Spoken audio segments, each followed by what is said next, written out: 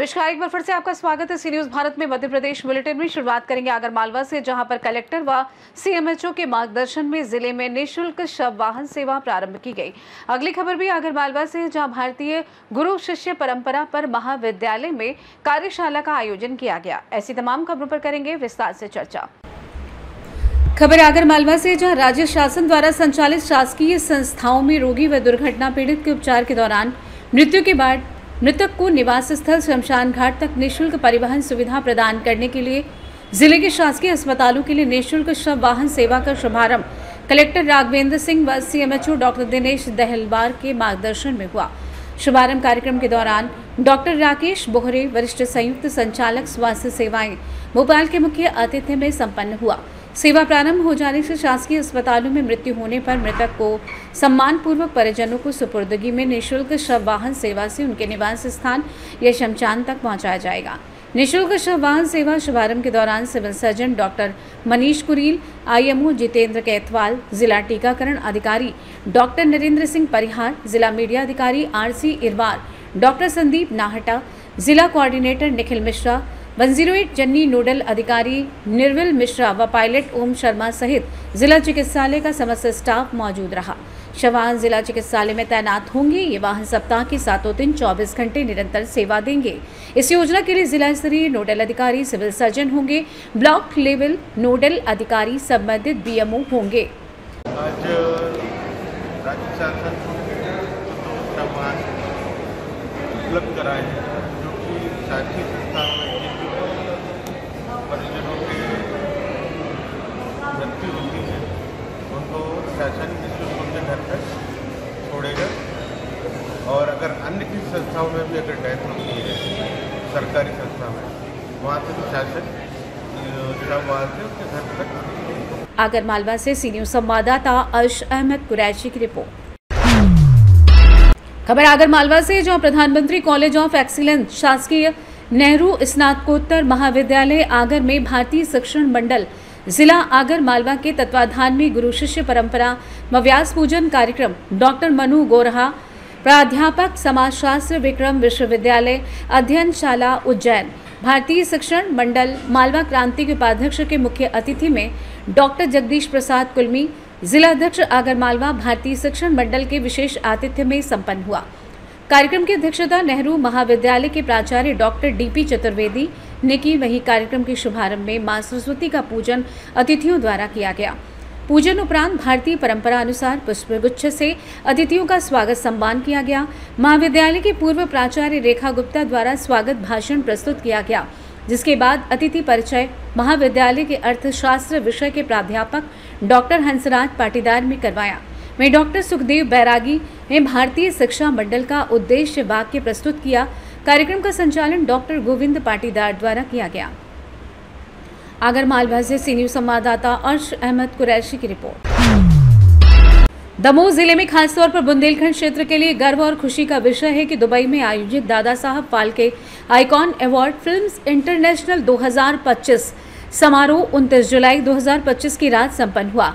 इस समारोह में दमोह की बेटी चाहत मणि पांडे को अभिनव के क्षेत्र में youngest successful actor in television lead actor का पुरस्कार श्री शेख मलिक द्वारा प्रदान किया गया। अवार्ड मिलने पर मंच पर खड़ी चाहत ने अवार्ड शो की टीम का धन्यवाद किया और अपनी सफलता का श्रेय अपनी मां को दिया। दमोह से सी न्यूज संवाददाता संतोष मोदी की रिपोर्ट। विगत दिवस हुई भारी वर्षा की वजह से कई क्षेत्रों में बाढ़ जैसे हालात उत्पन्न हो गए हैं। कई सारे गांव की बस्तियां डूब की स्थिति में हैं। सिंध नदी के जलस्तर में निरंतर हो रही वृद्धि को देखते हुए कलेक्टर स्वप्निल वानखेड़े अधिकारियों के साथ स्वयं कोटरा गांव पहुंचे और हालात का जायजा लिया। कलेक्टर स्वप्निल वानखेड़े ने तत्परता के साथ एसडीआरएफ टीम की मदद से वहां के आमजन को सुरक्षित रेस्क्यू करवाया।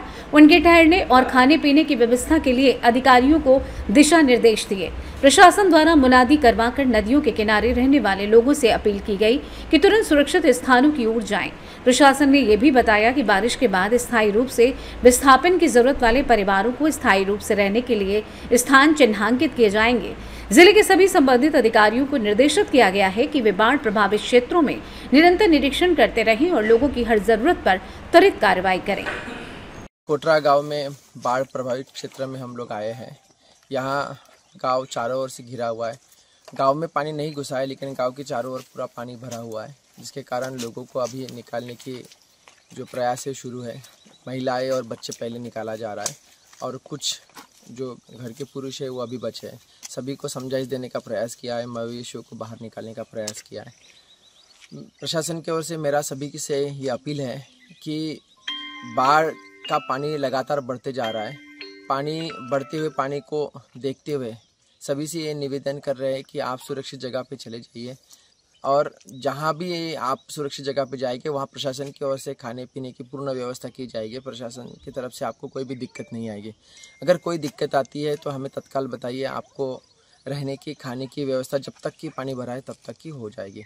इसके साथ साथ ही आने वाले समय में बारिश के बाद विस्थापन की भी कार्रवाई सुनिश्चित की जाएगी ताकि लोगों को सुरक्षित जगह पे उनको अपना निवास स्थान मिल जाए। दतिया से सी न्यूज संवाददाता नितिन दांत्रे की रिपोर्ट।